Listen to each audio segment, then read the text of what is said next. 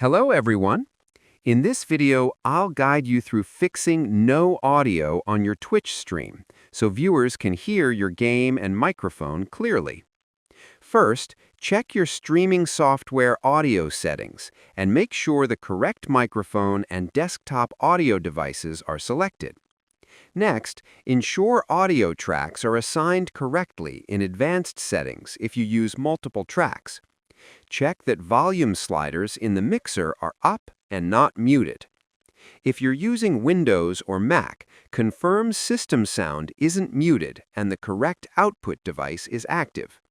Restart your streaming software after changes and test your microphone and desktop audio with a local recording. Also, update audio drivers and your streaming software to prevent conflicts. Finally, ask a friend or use a test stream to confirm viewers can hear everything. Following these steps usually restores full audio for your Twitch stream. Subscribe the channel for more videos.